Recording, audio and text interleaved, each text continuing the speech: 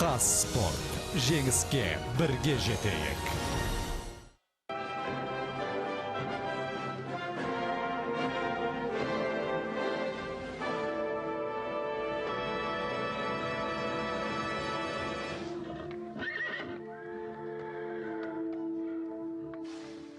Армыстар, ардақты ағайын, қадірменді ұлттық өнердің шын жанкүйерлері.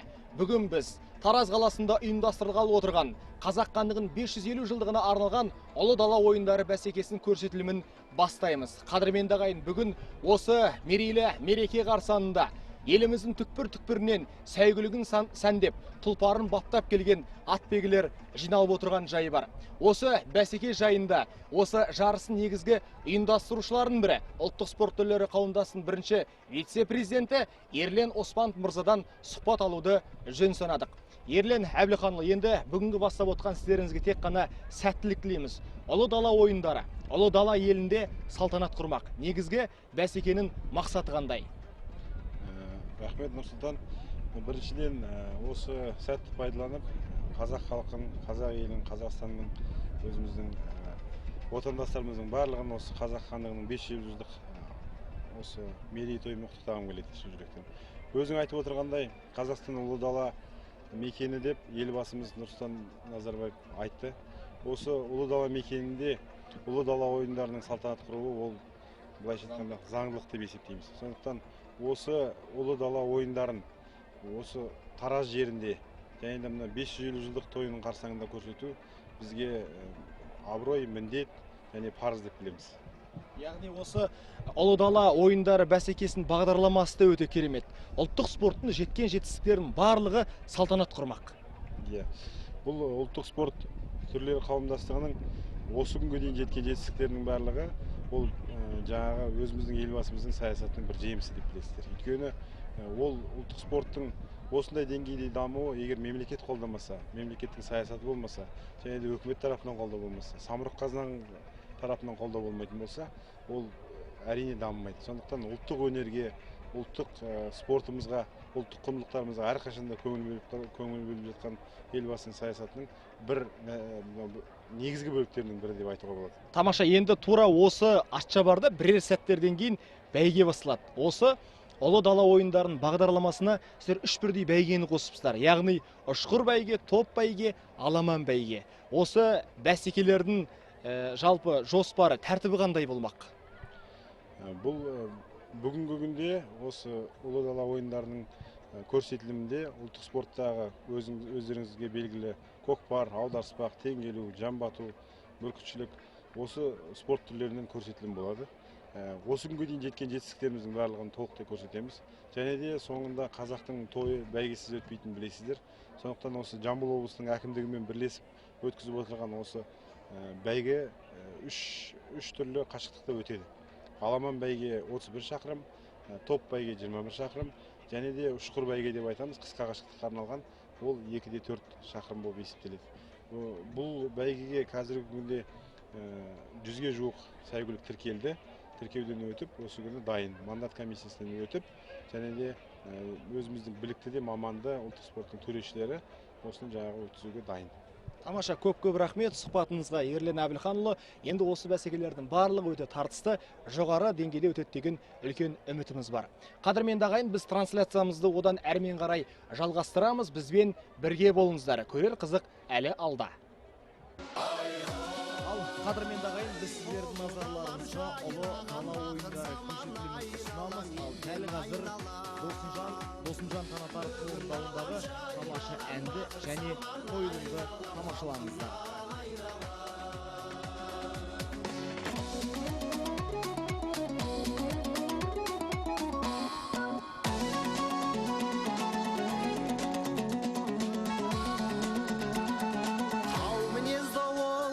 Кербез сұлу қыздары елдіктің үміт ертеңі. Еркін дала ол елдің елдеп соғар жүрегі сертінен қаймас ерлері. Салтанаты жарасқан, дараланған даңқасқан. Ұлы далам жайнаған, бақыт заман айналам, елден айналам. Бүгін далам жайнаған,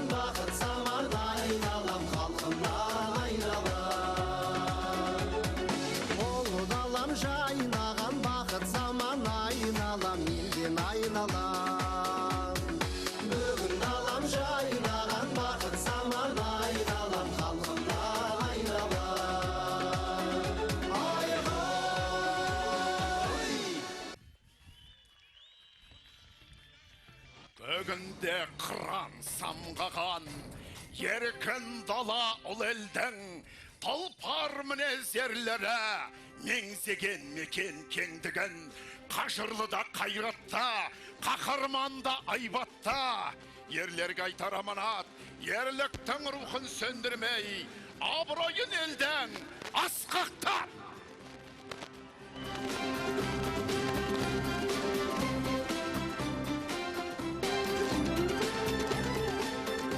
жеңісін тойлаған далалықтарда теңге ілу деп аталған осына ойын шабандоздың жылдамдығына ептілігіне атының ұшқырлығына сын болған игі дәстүр бүгінде жалғасты.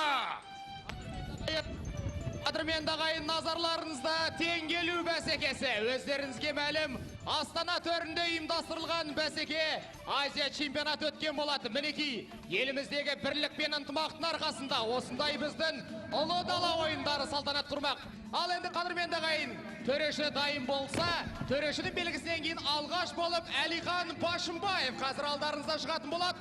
Ақтөбе облысының тумасы, мінекей теңге барлық алдарында. Қазір мінекей төрешінің белгісі берілді. Тамаша Әлихан Башымбаевқа қолдау көрсетейік қадірменді ағайын. Алдында жатқан 5 теңге қалай көтерер екен? Біріншісі кетті, екіншісі, үшіншісі, төртіншісі және бесіншісі қадірменді ағайын. Бұл Әлихан Башымбаев қадірменді ағайын. Әлихан Башымбаев берілген барлық тапсырмаларды жоғары деңгейде атқарып шықты. Аударыспақ, 7 ғасыр қойнауынан қиқу салған бабалар майданынан білмеген намыс туын хас батырдың өр руха бүгін қайда атойлаған қақырап қалқан қалған найзасынап семсер сынған ақсауыт ол сөгіліп ең соңға ер қаруа білек күші жүрекпен астаса да майдан құрап ауыздықпен алысқан арғымаға намыс үшін олдағы тартса да шырайды алған асаудың бар тілегі құламасан ерінен ерлана қашаннан ер намыса ел намыса дейтұғын жаным арым садағаса жүректі де білекті ерлері бар ел еркен қисаймаған ту байрағы. Қадірменді ағайын, алдарыңызда аударыспақ бәсекесі ұлы дала ойындарының екінші көрсетілімі. Біржан Қосалиев және оның қарсыласы Сырымыз Басар, оңтүстік Қазақстан облысы мықтылары. Қадірменді ағайын, төреші дайын болса, палуандарымыз дайын болса, бәсекені бастаймыз. Қадірменді ағайын, қошеметтеріңіз, нағыз қазақтың апайтөс дала батырларының бәсекесі. Мінекей қазір өздеріңіз куә болғандай, Біржан Қосалиев әдегеннен қарсыласын белмеуде жармасқандығына куә болдыңыздар. Қазір қарсыласын жұлып алуға бар күштерін салатын болады. Қошеметтеріңіз, қадірменді ағайын, бұл қазақтың апайтөс дала батырларының бәсекесі. Мінекей қадірменді ағайын, өздеріңіз куә болғандай, Біржан Қосалиев қазір қарсыласынан басым түскендігіне куә болдыңыздар. Мінекей қадірменді ағайын, бұл қазақтың ұландары. Осындай біздің жігіттеріміздің арқасында біздің ұлан асыр, ұлан байтақ даламызды осындай жігіттер қорғап қалған. Ерекше қолдау көрсетіп отырайық қадірменді ағайын. Қадірменді ағайын, әрмен қарай біз трансляциямызды жалғастырамыз. Өздеріңіз куә болғандай ұлы дала ойындары бәсекесінің тамаша көрсетіліміне куә болдыңыздар. Ал дәл қазір менің жанымда Жамбыл облысы, Жамбыл ауданының әкімі Мәден Мұсаев мырза жанында тұр. Мәден Тоқтарбайұлы, енді өзіңізге мәлім, осы бәсекелерге сіздер көптеп мықтап дайындалдыңыздар, көптеген жұмыстар атқарылды. Жалпы бірер сәттерден кейін бәйге басталады. Осы бәйге жолы, жалпы жарысқа дайындық қандай? Нұрсұлтан, өзің көріп жатсың мұны. Біз осы 2 айдың көрімде облыс әкімі Кәрмен Сәкішпен осы жерде күндемей түндемей облыстың бүткіл мекемелері, бүткіл халық осы жерде жұмыс істеді. Жақсылап дайындадық. Атбол ойынның бәрі көкпен-көк болып тұрып, мынау құрықты жақсылап құм төсеп, су сөгіп, бәрін шаң шықпайтын дағып, осы шапқан аттарға да адамға да ыңғайлы болсын деп, шаңның астында қалмасын деп, барлық жағдай жасадық. Бүгінгі күнде біздің ипподром қазір 5000 халықты қабылдайды. Жан-жақтың бәрін көріп отырсың, жолдардың бәрі ашылған. Барлық мына ипподромның жанында орталық жол емес, барлық шетінен келіп жатқан ел, тұрған мәшине бәріне жағдай жасалған. Елдің келіп демалуына орталықтандырылған мына тамақ ұйымдастырылған. Күннің өзі де бүгін Құдайдың күннің өзі қандай тамаша, сондай сәтті болып тұр. Ойлаймын, осы келіп демалып осындай қызық мынау ат ойындарын көріп демалып көтіне біз барлық жағдайды жасауға дайынбыз, жасап та жатырмыз. Ойлаймын, ел осыдан кейін біздің Жамбыл облысының істеген тірлігіне рахметін айтып, сондай ниетті ілтипатын білдіретін шығар деп ойлаймын.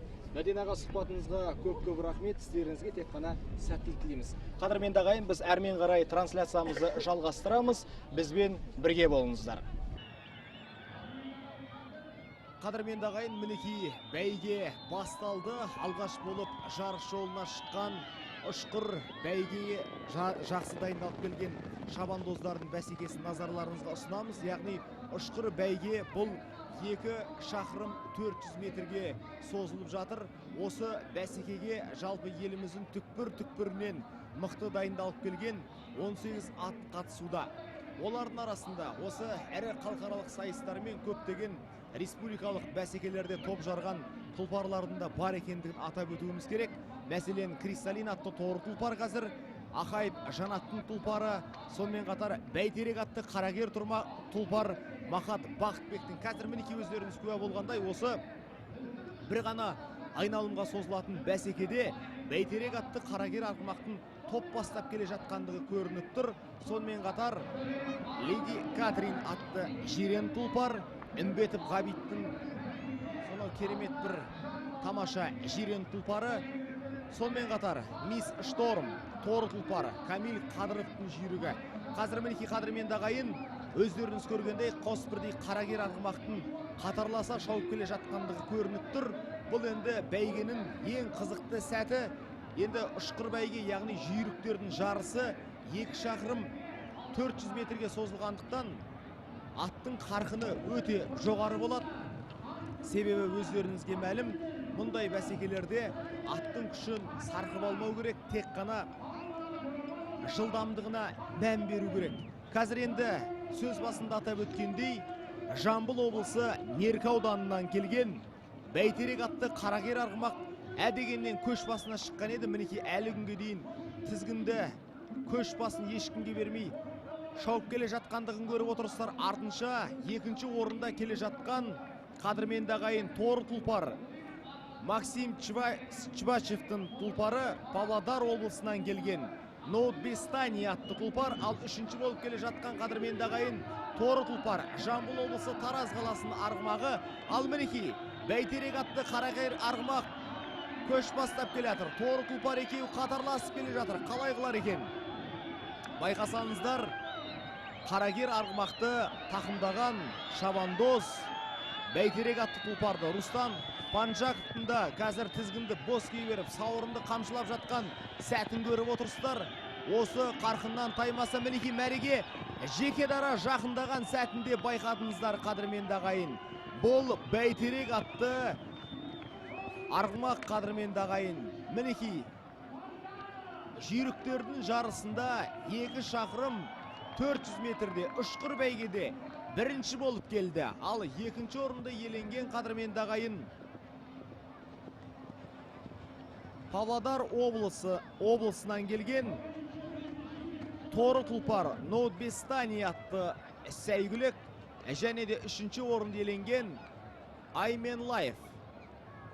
Бұл Нұржігіт Табылдиев мінген жүйрік, Жамбыл облысы Тараз қаласы. Керемет, енді жүйріктердің жарысы осындай бір ғана айналымнан тұрады. Қадірменді ағайын, қазір осы жүйріктердің жарысынан кейін сіздер топ бәйге, аламан бәйгені тамашалайтын боласыздар. Әлде қызық алда. Айта кетуіміз керек, бұл жолғы топ бәйгеге қатысып отырған сәйгүліктердің қатары өте көп, атап өтуіміз керек. Топ бәйгеге шыққан 47 арғымақтың сахадай сай тұрғандығын біз ерекше мақтанышпен айта кетуіміз керек.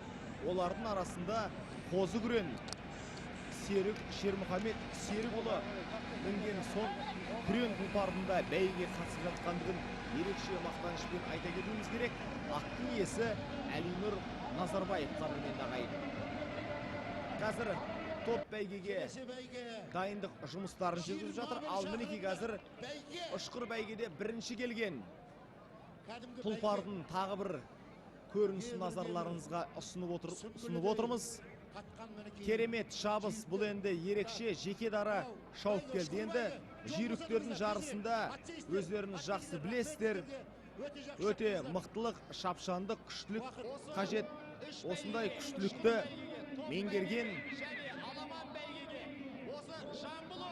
қадірменді ағайын Хриссалинге өздеріңіз шабысына тәнті болдыңыздар. Енді топ бәйге қадірменді ағайын бірер сәттен кейін мінеки қазір аттардың барлығы сақадай сай тұр.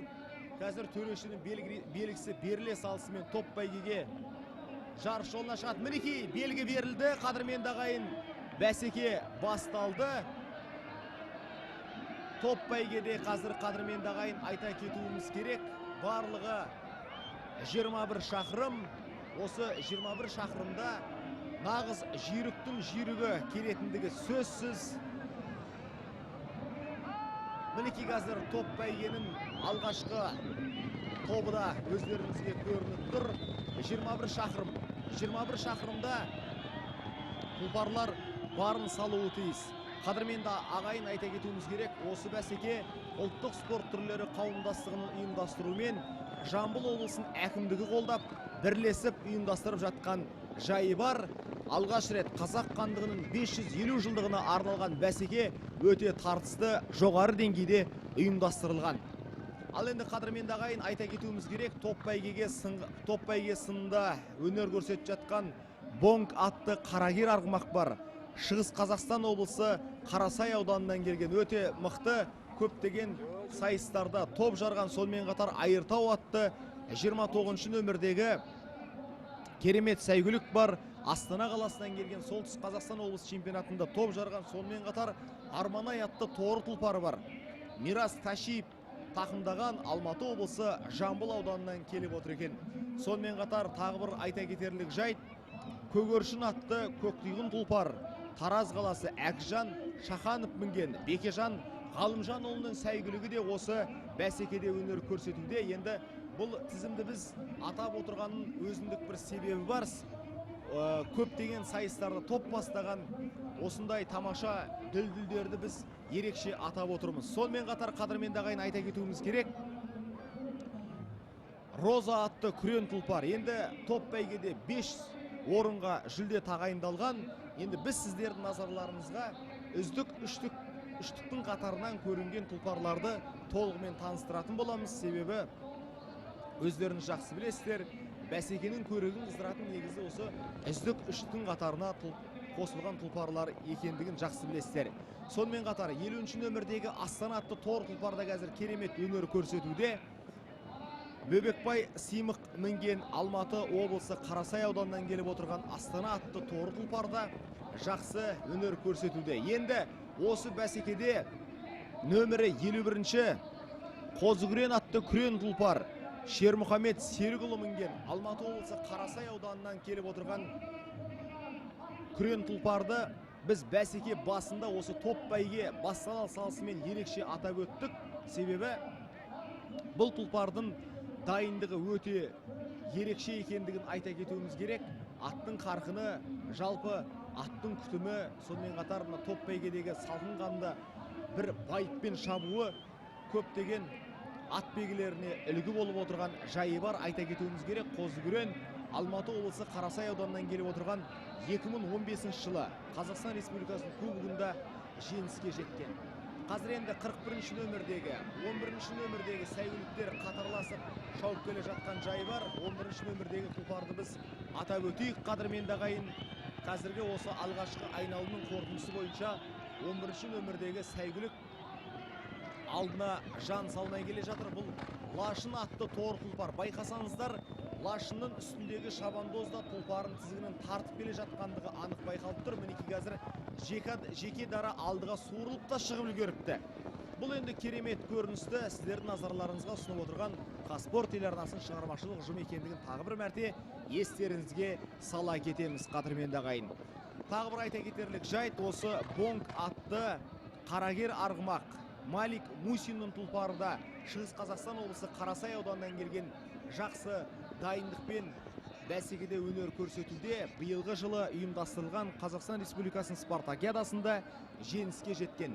Енді осындай мықты деген сәйгүліктеріміздің бар екендігін біз айта кеттік.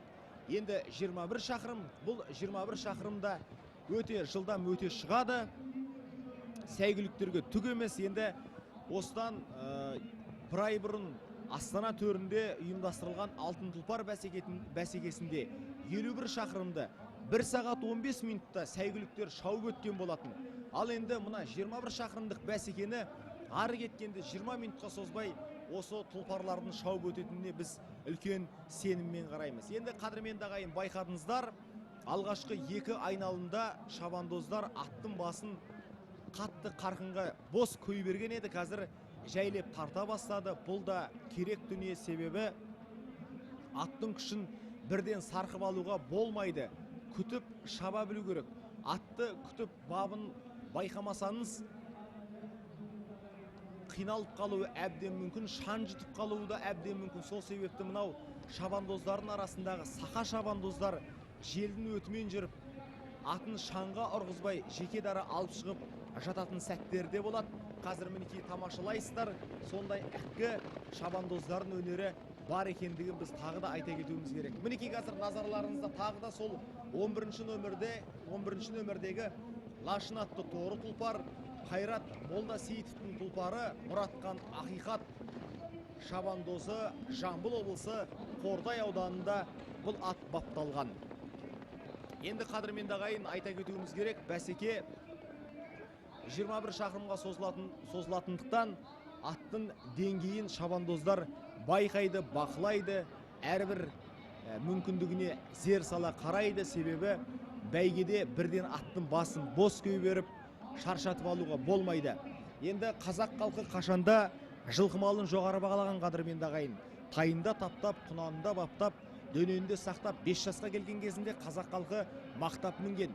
Осындай бекзат өнерді атадан балаға мирас, осы атадан балаға мирас болған бекзат өнерді сақтап келе жатқан біздің талай ат сыншыларымыз бар. Солардың арасында біз Дегерестен келген, Дегерестегі мықты ат бегілік өнерді дамытқан Наркен Ақсақалды мақтанышпен айталамыз. Мінекей қазір қадірменді ағайын, топ бәйгедегі шабандоздар аттарын арқына, еркіне жіберіп, топтасып шауып келе жатқан еді. Қазір бәйгенің алдыңғы тобы да белгілі бола бастады. Атап өтсек болады: Айыртау, Арманай, сонымен қатар Патриот, Нұрлы жол, Лашын атты, сонымен қатар Қозыкүрен атты тұлпарлар, қазір Көгершін атты сәйгүлік барлығы бір топқа көшкендігін айта кетуіміз керек. Астана Роза атты тұлпарлар қазір бір топта өнер көрсетуде.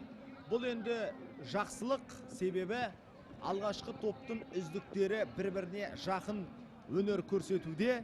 Сол себепті мықтыларды анықтауға мүмкіндіктің бар екендігін біз бір мәрте байқап қалдық. Енді топ бәйгені нағыз қызығын, кереметтілігін танытатын жүйріктердің сайысы, қадірменді ағайын. Енді ұлттық спорт түрлері қауымдастығының президенті Бекболат Қанайұлы Тілеухан мырзаның жақсы бір айтатын пікірі бар. Бұл бәйгеде көбіне қазіргі күні аттың бабын келістіріп шаба білу керек. Көптеген жасыратын жоқ. Қазіргі күні шет мемлекеттерден ағылшын тұлпарлары, араб тұқымдас, будандастырылған басқа да тұлпарларын көптеп әкелін жатқандығын жақсы білеміз. Бірақ мұндай жетістікпен, мұндай жағдаймен біз көпке жетпейміз. Өзіміздің Қазанаттан шыққан, Қарабайырдан шыққан, тамаша жабы жылқыдан шыққан тұлпарларымызды анықтай білуіміз керек. Сонда ғана біз өзіміздің атадан балаға мирас болған ұлы өнерімізді ұлықтайтын боламыз деп айтқан болатын. Қадірменді ағайын, қазір өздеріңіз куә болып отырғандай бәсеке өте жоғары деңгейде өтіп жатыр. Байқасаңыздар, 5 бірдей тұлпар қазір қатарласып алдыңғы топқа шықты. Енді топ бәйгенің жүлдесінде айта кетуіміз керек. Қадірменді ағайын, өздеріңізге мәлім, 5 жүлдеге арнайы сыйақы тағайындалған. Енді бас жүлде 5 миллион теңге. Ал осы топ бәйгеден кейін қадірменді ағайын аламан бәйгені сіздердің назарларыңызға ұсынамыз. Аламан бәйгенің бас жүлдесі 10 миллион теңге. Осындай жүлденің барлығын Жамбыл облысы әкімдігінде арнайы жиын ұйымдастырылып, осы ат спортына қызығатын ел ағалары, демеушілердің көмегімен осы ат бәйгесі тігіліп отырған жайы бар.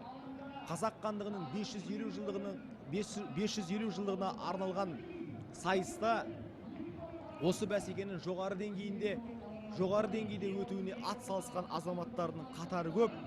Енді ұлтымыздың ұлы өнерін ұлықтауға барлық азамат барын салып жатқан жағдайы бар. Енді қадірменді ағайын, бүгінде ұлттық спорт түрлері қарқынды дамып келе жатыр. Бұл ұлттық спорт түрлерінің қарқынды дамып келе жатқандығы елдегі бірлік пен ынтымақтың арқасы екендігі сөзсіз. Көптеген мемлекеттерде, көршілес мемлекеттердің өзінде ұлттық ат спорт ойындары бар. Бірақ бүгінде түркі әлеміне ортақ бәсекені Қазақстан қарқын түрде дамытып келе жатыр.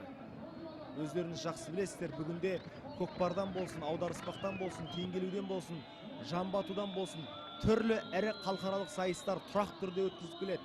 Бұның барлығы елдегі бірлік пен ынтымақтың арқасы, елбасы жүргізіп жатқан сарабдал саясаттың арқасы екендігі сөзсіз, қадірменді ағайын. Мінекей қазір бәйге жолы өздеріңіз көріп отырсыздар. 21 шақырымның аяқталуына тағы бір айналымның қалғандығын біз айта кетуіміз керек. Енді соңғы 2-3 айналымда шабандоздар аттың басын бос көй беріп еркіне жібереді. Және де осы сәтте шабандоздар барын салады, атты шаршатып алмауы тиіс. Бастысы осыда. Қазір өздеріңіз көрдіңіздер, алдыңғы топқа 5 аттың қатарына тағы да 7-8 ат қосыла кетті. Осы алдыңғы топтан енді топ бәйгенің бас жүлдесін иеленетін тұлпардың шығатындығы сөзсіз. Сол себепті қадірменді ағайын, бізбен бірге болыңыздар.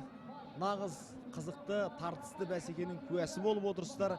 Қазақ хандығының 550 жылдығына арналған ұлы дала ойындарының негізгі бөлімі ұшқыр бәйге, топ бәйге, аламан бәйгенің толық нұсқасын біз сіздердің назарларыңызға ұсынып отырмыз. Қадірменді ағайын, айта кетуіміз керек, осы Тараз қаласында орналасқан ат шабардың бір айналымы 2 шақырым 800 метр.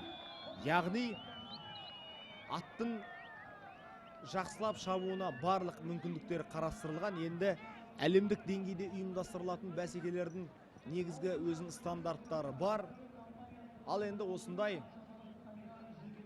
стандарттарға сәйкес келетін ат шабарда бүгінгі күнде алғаш болып осы күрделі жөндеуден өткен ат шабарда Қазақ хандығының 550 жылдығына арналған ат бәйгесі өтуінің өзі заңдылық.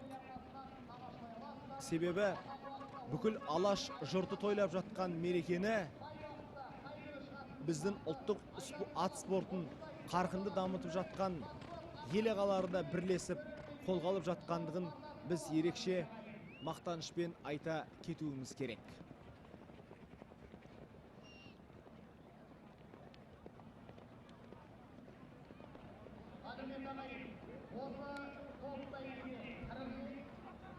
Қадірменді ағайын, топ бәйгеге бас аяғы тағы да бір қайталап өтейік. 47 ат қатысты. Осы 47 аттың ішінен енді нағыз біз қазір жүйрікті анықтайтын боламыз. Байқасаңыздар, 51-ші нөмірдегі күрен тұлпар бастапқы топқа шыққандығын көріп отырсыздар.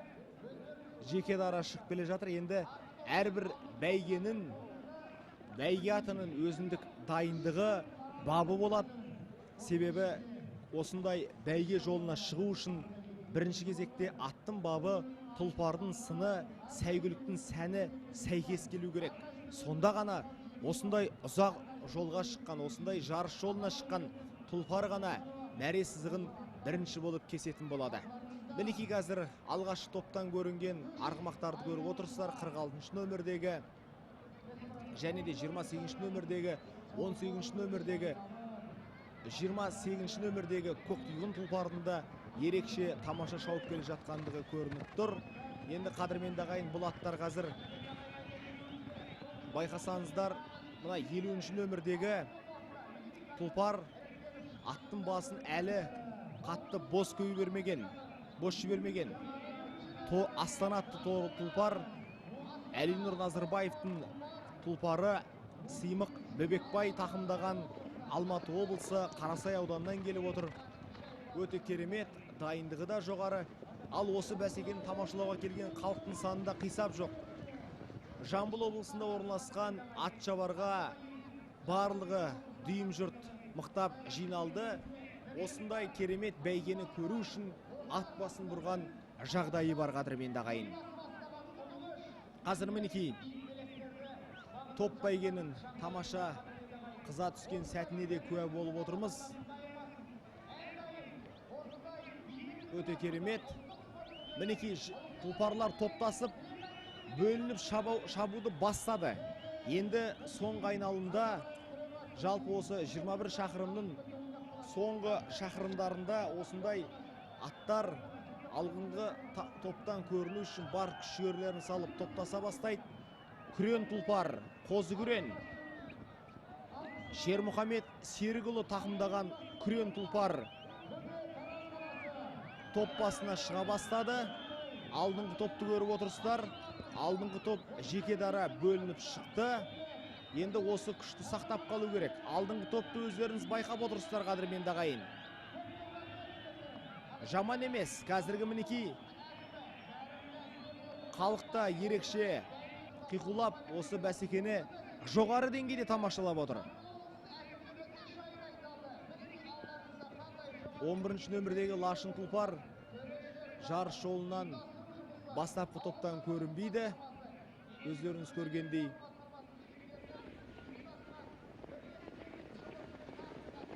аттардың әлі арасында мықты дайындықтан өткендері де көрініп тұр.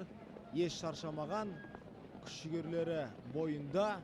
Енді бәсекеде осындай тамаша сайыста атты шаршатып алуға болмайды. Қадірменді ағайын, енді топ бәйге 21 шақырымға созылатындығын сөз басында атап өттік. Енді әр айналым 2 шақырым 800 метрден тұрады.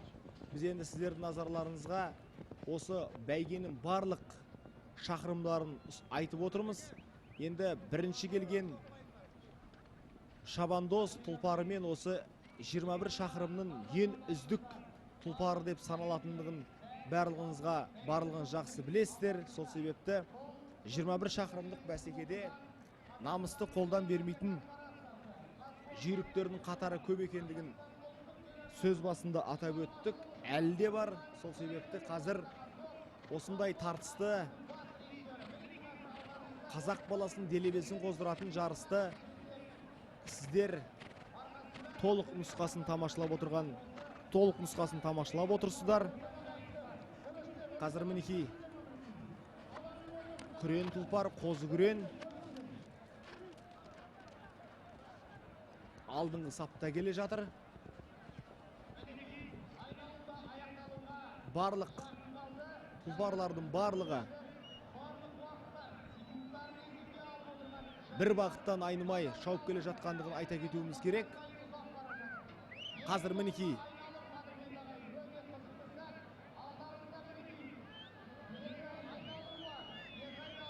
топ бәйгедегі алғашқы үздік қырынан танылған тұлпарлардың тізімдері де белгілі бола бастады. 48-ші нөмірдегі Күрен тұлпар қазір алдыңғы топтан көрініп отыр. Қандай керемет көрініс. Барлық бәйге жолында өнер көрсетіп жатқан 47 тұлпардың 15-іне жуығы қазір алғашқы топта өнер көрсетуде. Енді осы тұлпарлардың арасынан біз жүйрікті анықтайтын боламыз, қадірменді ағайын. Бәйге жолы 21 шақырым. 21 шақырым әлі аяқталған жоқ. Сол себепті қазақ хандығының 550 жылдығына арналған бәсекеде шабандоздар барын салатын болады. Байқасаңыздар, осы көптеген сайыстарда намысты қолдан бермей жүрген шабандоздар атты желдің өтімен, желдің ыңғайына салып шауып келе жатқандығын көріп отырсыздар. Мінекей қазір нақты көш басына шығуға әрекет еткен тұлпарларды да байқай бастадық. 39 нөмірдегі күрен тұлпар шаршап қалғандығы көрініп тұр. Байқасаңыздар, мына күрен тұлпарды тақымдап бара жатқан 51 нөмірдегі шабандоз аттың басын тартып келе жатыр. Қатты алдыға шығуына мүмкіндік бермеуде. Бойында күші бар екендігі көрініп тұр.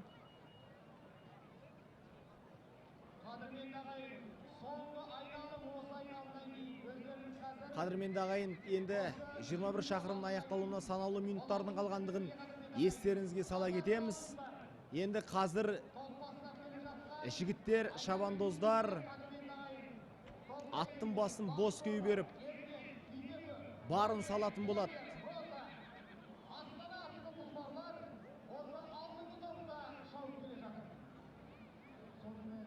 Кімнің тұлпары бірінші келер екен? Басты сұрақ осыда.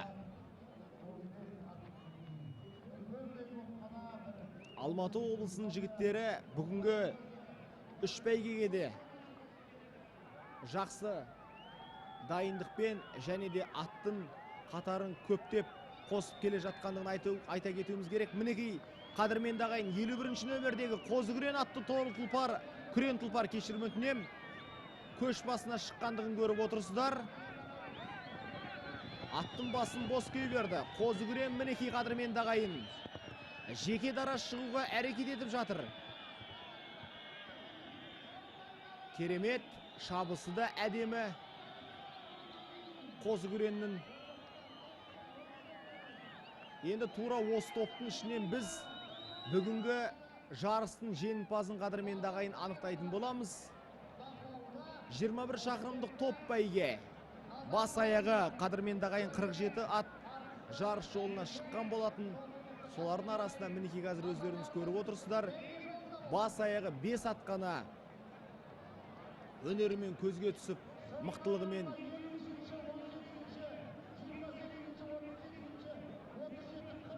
көш бастап шыға білді.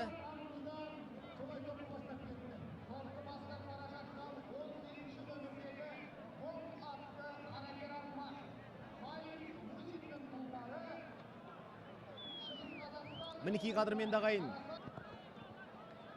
жарыстың нағыз қыза түскен сәті кімнің мерейі үстем болар екен? Сол қозы күрен. Тамаша, аттың қарқыны күшейген сияқты. Қозы күреннің мықтылығын байқап отырсыздар қадірменді ағайын. Жеке дара шығуға бар мүмкіндікті жасап жатыр қозы күрен. Әлинұр Назарбаевтың тұлпары, Шермұхамед Серікұлы шабандозы. Қадірменді ағайын, 51 нөмірдегі тұлпардың тамаша шауып келе жатқандығын айта кетуіміз керек. 48 нөмірдегі аттың қатты шаршап қалғандығын көріп отырсыздар. 21 шақырымдық бәсекеде айтарлықтай жоғары нәтижеге қол жеткізе алмаған сияқты.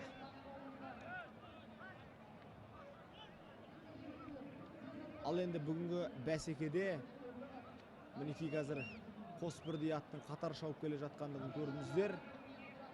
Қозы күрен алдыға шыға бастады. Осы қарқыннан таймау керек.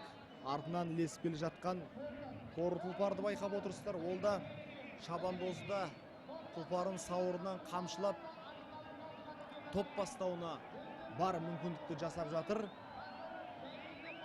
Дегенмен де қазір нағыз мықты жүйрік мәресіздігін бірінші болып кесетін болады.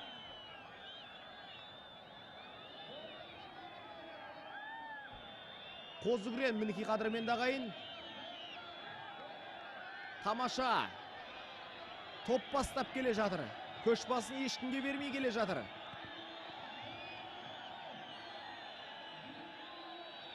Халықтың қошеметі ерекше. 51 нөмірдегі Қозы-Күрең қадірменді ағайын. Мәре сызығын бірінші болып кескендігіне куә болдыңыздар. Осылайша топ бәйгеде Алматы облысы Қарасай ауданынан келген Қозы-Күрең атты сәйгүлік бірінші болып мәре сызығын кесті. Өздеріңіз куә болдыңыздар. Ал екінші орынды қатарлас келген тұлпар, Торы тұлпар қадірменді ағайын атап өтуіміз керек. Осы топ бәйгеде сынға түсіп барын салған Торы тұлпар екінші орынды иеленді. Бұл енді қадірменді ағайын Шығыс Қазақстан облысы Қарасай ауданынан келген тұлпар. Қаракер арғымақ, атауы Бонг. Ал енді үшінші орынды иеленген тұлпарға тоқталар болсақ, Көгершін Әкижан Шахановтың тұлпары Тараз қаласынан. Енді қадірменді ағайын бас аяғы топ бәйгеге 5 орын 5 жүлде тағайындалып отыр. Осы жүлделердің барлығы өз егелеріне табысталатын болады. Бәсеке соңында алда қызықты сайыс күтіп тұр қадірменді ағайын. Аламан бәйге бар. Ал осы бәсекеде 4-ші орынды иеленген Астана атты Торы тұлпар, 5-ші орынды иеленген Роза атты Күрең тұлпар.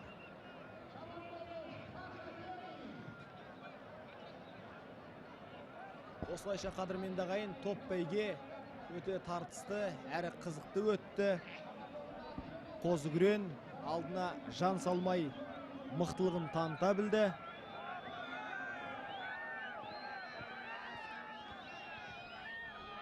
Жасыратын жоқ. Бәйгеде аттың бабы бірінші кезекте болу керек. Қазір мінекей мәре сызығына 48 нөмірдегі 5-ші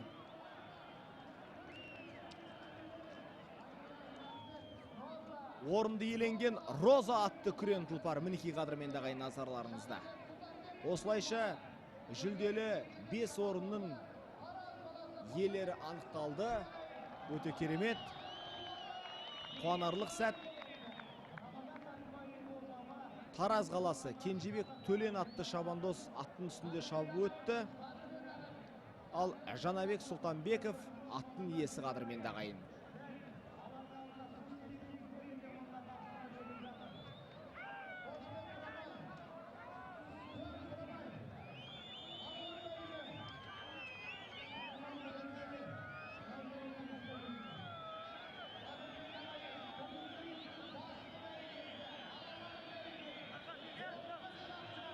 Қадірменді ағайын, халықтың қуанышында шек жоқ. Осындай ұлы дүбірлі дой қарсаңында керемет деңгейде ұйымдастырылған бәсекені тамашалауға келген халықтың қарасы өте көп.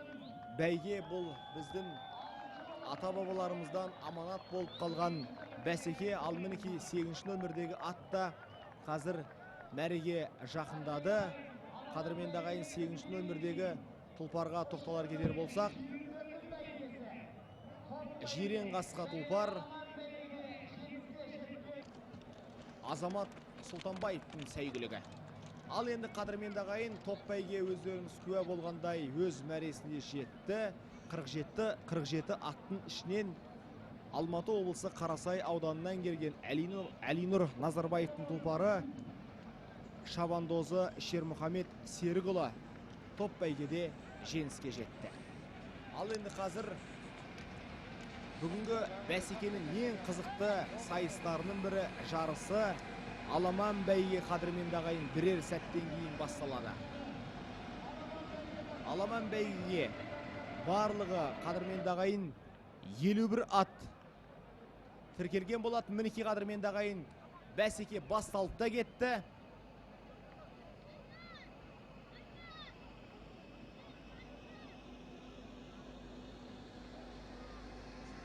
Кешірім өтінемін қадірменді ағайын, бұл сіздердің назарларыңызға біз топ бәйгенің үздік сәттерін назарларыңызға ұсынып отырмыз. Топ бәйгенің үздік сәттері, аттың шабысы, тұлпардың сыны, сәйгүліктің сәні салтанат құрған топ бәйгеде сөз басында атап өткендей 47 ат қатысып, солардың ішінде Қозыкүрен жеңіске жетті. Мінекей 51-ші нөмірдегі Қозыкүрен осылайша атойлатып барлық қарсыластарынан басып озды. Керемет, сөз жоқ. Жеке дара келді десек артық айтқандығымыз емес. Мықтылығын танытты. Мінекей осыншама халық Қозыкүреннің жеңісіне куә болды, қадірменді ағайын.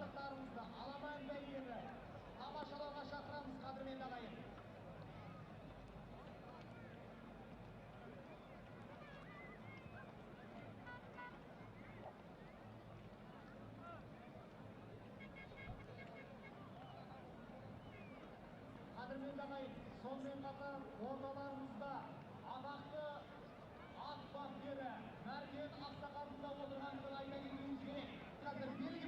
Ал мінекей қадірменді ағайын, аламан бәйгеге барлық шабандоздар қазір дайындалып жатыр. Мінекей қадірменді ағайын, бәсеке басталды. Аламан бәйге. Енді аламан бәйгеде сөз басында атап өткендей, қадірменді ағайын, аламан бәйгеге барлығы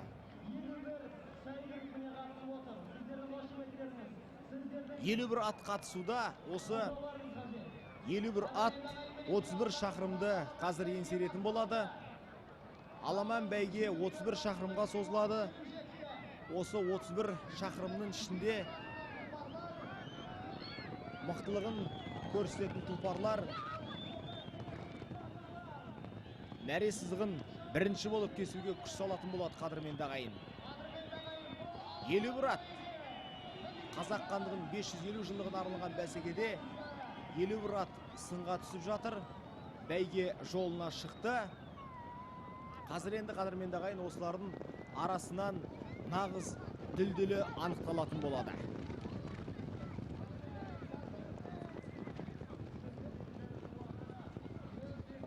Қадірменді ағайын, айта кетуіміз керек, осы аламан бәйгеге 2014 жылы ұйымдастырылған алтын тұлпар республикалық турнирінде сынға түскен Бектор атты торы тұлпарда қатысып отыр. Қарағанды облысы Абай ауданынан келіпті. Сонымен қатар атақты Ұлытау Ғабит Үмбетовтің тұлпары Алматы облысы Жамбыл ауданынан келген. Бұл Жиренқасқа Ұлытау, қадірменді ағайын, атап өтуіміз керек, 3 автокөлікті иеленген. 2013-2014 жылдары үздік ат номинациясын иеленген осындай бір керемет Ұлытау атты тұлпар. Сонымен қатар, қадірменді ағайын, осы аламан бәйгеде жақында ғана Астана төрінде өткен алтын тұлпар республикалық турнирінде қазақ хандығының 550 жылдығына арналған бәсекеде бас жүлдені иеленген Самал атты тұлпарда қатысып жатқандығын айта кетуіміз керек. Осындай керемет тұлпарлар қатысқан бәсекеде Самалда Жұматай Ақжол өз тұлпарына мініп, Есбол Жаппасовтың тұлпары өнер көрсетіп жатқандығын айта отырайық. Сонымен қатар Айтұяқ атты торы тұлпар Алматы облысы Ескелді ауданы Жалғыз Ағаш ауылынан келіп отыр. Қазақ хандығының 550 жылдығына арналған Ұзынағашта өткен бәсекеде 2-ші орын иеленген болатын.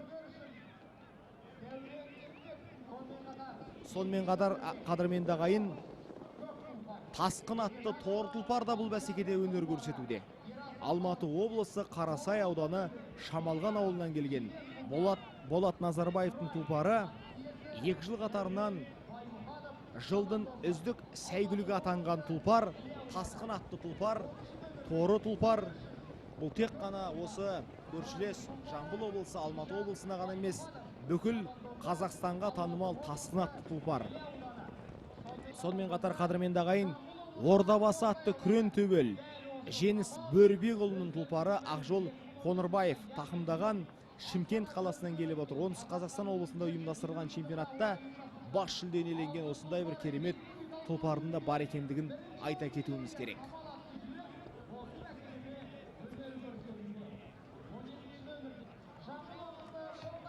Тағы бір қуанарлық жайт, қадірменді ағайын, қазақ хандығының 550 жылдығына арналған бәсекеде Қырғызстан Республикасы Бішкек қаласынан да тұлпарлар арнайы келіпті. Енді сонау Алатау асып келіп отырған ағайындардың да аттары нақты бабында. Бұл өте керемет. Күш-жігерлерін салып жатқан жайы бар.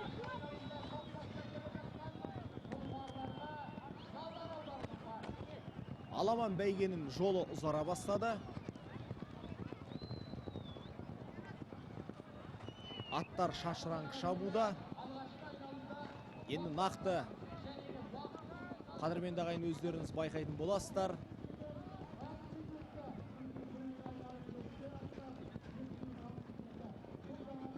Бүгінгі бәсекеде нағыз жүйріктер, мұнан тұлпар жүзден жүйрік шыққан сәйгүлік қана жеңіске жететіндігін біз ерекше атап өтуіміз керек.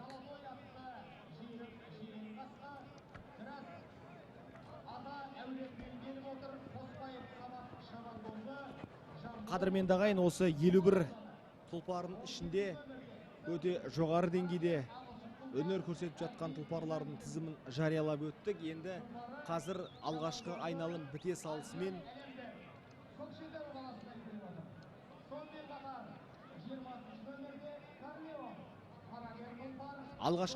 салысымен тұлпарлардың бірден деңгейі байқалатын болады.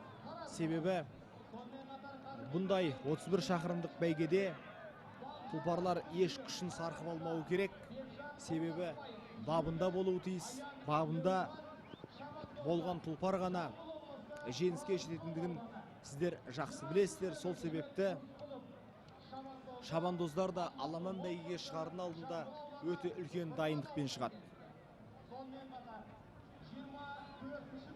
Алматы облысының ат бапкері талай сайыстарда, әрі халықаралық сайыстарда тұлпары мәресіздігін бірінші болып кескен Орынтай Әмірғалиев ағамыздың бір жақсы пікірі бар, қадірменді ағайын. Бұл бәйге аты өте үлкен дайындық талап етеді. Бәйге атының жүйке жүйесі тозбаған, өте сабырлы, жүрегі үлкен, қан тамырларын жүйесі қалыптасқан, құйма тұяғы төңкерілген кеседей, бір құрыштан құйылғандай бір сондай бір әдемі болу керек. Мінекей, қадірменді ағайын, осындай тұлпарлар ғана бәйгеде бірінші келеді.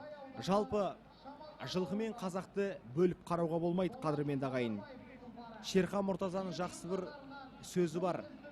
Шеге тағаны ұстайды, таға тұяқты ұстайды, тұяқ тұлпарды ұстайды, тұлпар ерді ұстайды, ер елді ұстайды, қадірменді ағайын. Осындай бір тамаша, керемет сөз осы қазақтың, қаймана қазақтың ұлдарының рухын асқақтатып, биік белестерді бағындыруына күш беретін сөзсіз.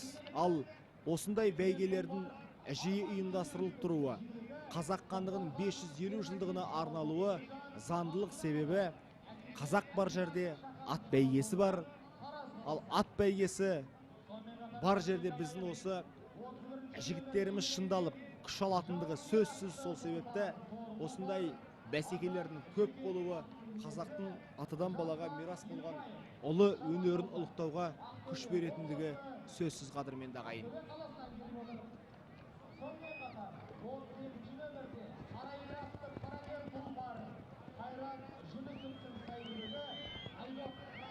Алғашқы топты көріп отырсыздар. Қазір 3 бірдей сәйгүлік бірінші болып әзірге көш бастап келеді.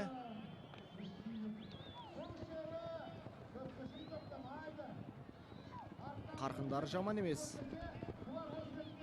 Осы бағыттан айнымаса биік белестерді бағындыруға мүмкіндігі бар екендігін біз айта кетуіміз керек. Қадірменді ағайын, енді биыл осы ұлы дүбірге қазақ хандығының 550 жылдығына арналған бәсекеде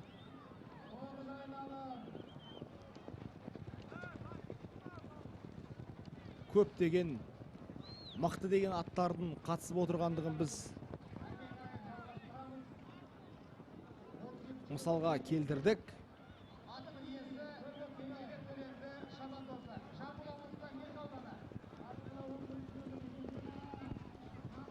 Ал Ал қазір мінекей алдарыңызда бәйге жолында аттардың барлығы бөлініп шаба жөнелген сәтінде байқап отырсыздар. Қадірменді ағайын, енді аламан бәйгенің де тәртібі ерекше. Енді 31 шақырымдық бәйге жолы болғандықтан атты шаршатып алмау керек. Осындай қазақтың сайын даласында шұңқыры бар, тесігі бар, басқа да жолдарда мықтылығын байқатады тұлпарлар. Бастысы осындай қиын жолдарда нағыз бағы мен бабы қатар шапқан тұлпар ғана бас жүлдені иеленетіндігін барлығыңыз жақсы білесіздер.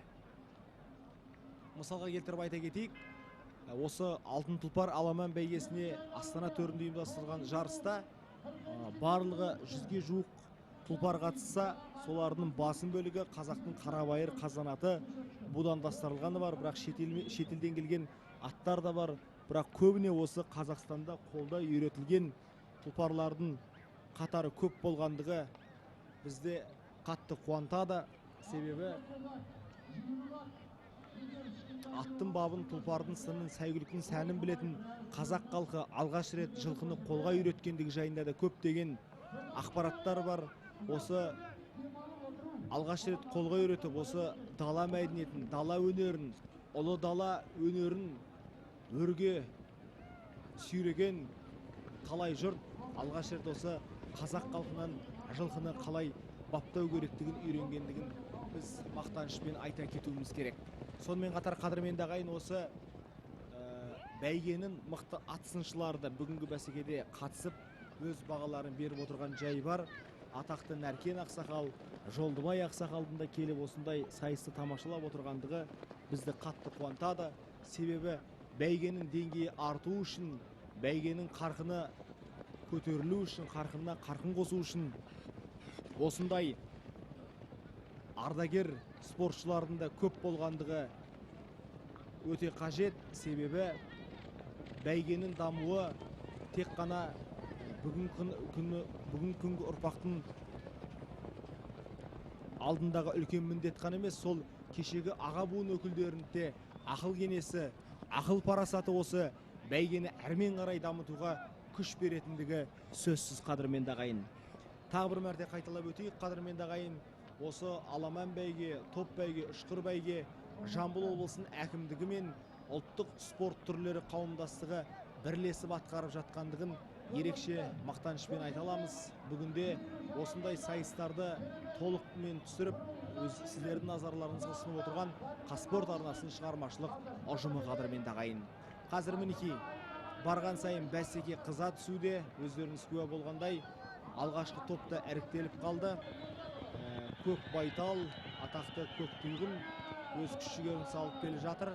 Енді көбіне екінші топта, үшінші топта байқасаңыздар, аттың басын тартып, арқына мүмкіндік бермей, күшін сақтап қалуға барын салып жатқан тұлпарлардың қатары көп болып отырғандығын біз айта кетуіміз керек.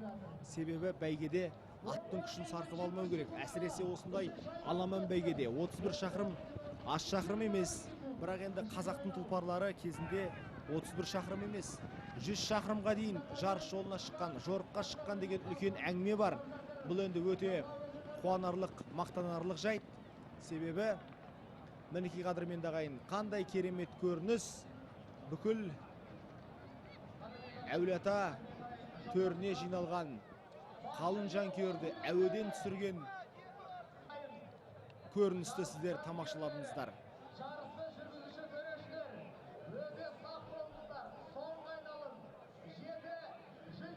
31 шақырым.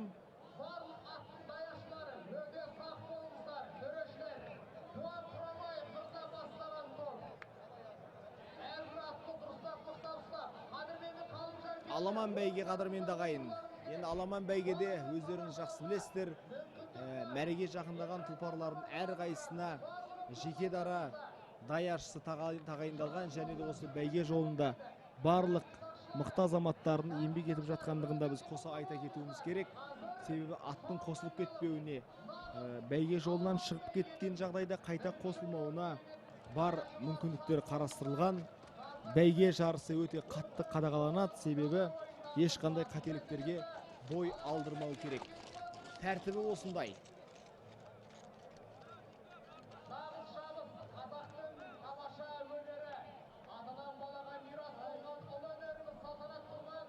Мінекей қадірменді ағайын, қазір жарыс жолына шыққан тұлпарларды көріп отырсыздар. Өте керемет. Енді айта кетуіміз керек, осы бәсеке басынан алғашқы топта үздік құрынан танылған тұлпарларда белгілі болып қалды. Қазір енді мәреге бірінші болып жақындайтын қандай тұлпар екендігін біз уақыт көрсете жатар, бірақ біз ерекше мақтанышпен айтуымыз керек. Тасқын атты торы тұлпардың шабысы өте керемет. Алдына жан салмай келе жатқандығында көріп отырсыздар. Енді Тасқын бұл енді ірі халықаралық республикалық бәсекелерде топ бастаған Тасқын атты тұлпар. Қадірменді ағайын, өте керемет, жасыратын жоқ. Көптеген сайыстарда топ бастаған, алдына жан салмаған осы бәсекеде бірінші орынды иеленіп жатса, бар мүмкіндігі бар екендігін айта кетуіміз керек. Қадірменді ағайын, мінекей өздеріңізде куә болғандай,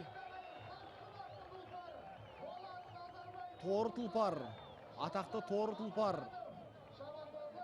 бүгінгі бәсекеде Тасқын атты торы тұлпар мәре сызығын бірінші болып кескендігіне куә болдыңыздар. Керек десеңіз, мынау екінші болып келген ат аяғынан сүрініп тоқтап қалып жатыр. Шабандоздың да шеберлігін көріп отырсыздар. Бір орында тұрып қалмау үшін атын қозғап мүмкіндік жасап жатқан жайы бар. Енді қадірменді ағайын, белгілі болды. Бірінші орын иеленген Тасқын атты торы тұлпар Шалқар Мамырханов мінген Болат Назарбаевтың тұлпары, Алматы облысы Қарасай ауданының тұлпары.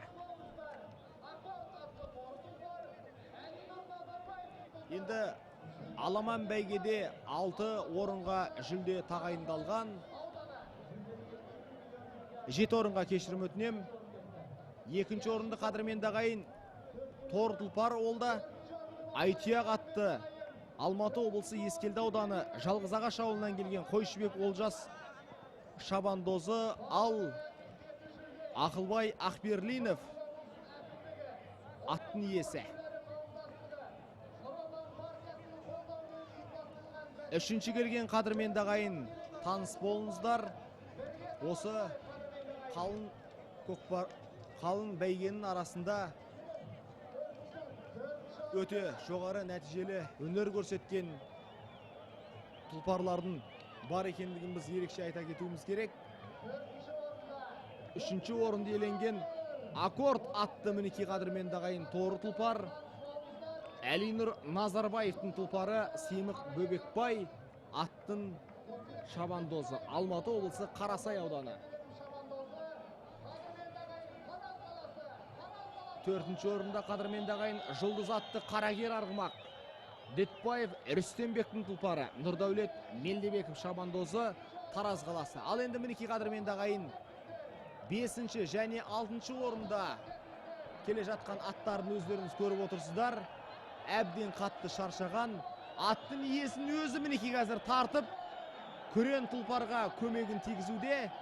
Мәре сызығына жақындап қалғандығында көрдіңіздер. Осындайда бар күш-жігерлерін салатын болады. Будан атты жирен тұлпар егесі Айдаралиев, мінекей қадірменді ағайын Ильяс Мырзабеков екеуі бірлесіп 5-ші орын иеленді. Қырғызстан Республикасы Бішкек қаласы. Ал енді мінекей алдарыңыздағы Сағым атты, Самал атты тұлпар 6-ші орын иеленген. Өздеріңіз білесіздер, Есбол Жаппасовтың жүйрігі Ақжол Жұбатай мінген Астана төрінде өткен алтын тұлпар республикалық турнирінде осы Арғымақ бірінші орын иеленген болатын. Ал мынау 5-ші орын иеленген күрен тұлпар Қырғызстаннан келген Будан. Ал бас жүлде Тасқын атты торы тұлпарға бұйырды.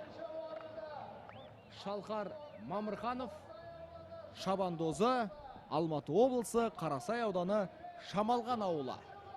Осылайша қадірменді ағайын, бүгінгі бәсеке өте тартысты, жоғары деңгейде өтіп жатқандығын біз мақтанышпен айта кетуіміз керек. Қазір бірер сәттен кейін осы жүлделі орынды иеленген шабандоздарға ат иелеріне тиесілі сыйлықтары табысталатын болады.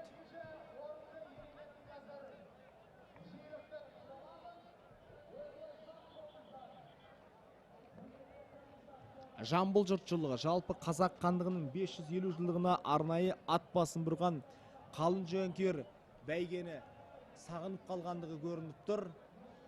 Аяқтарынан тік тұрып осы үш бәйгенді керемет жоғары деңгейде тамашалады. Бұл өте керемет, қадірменді ағайын.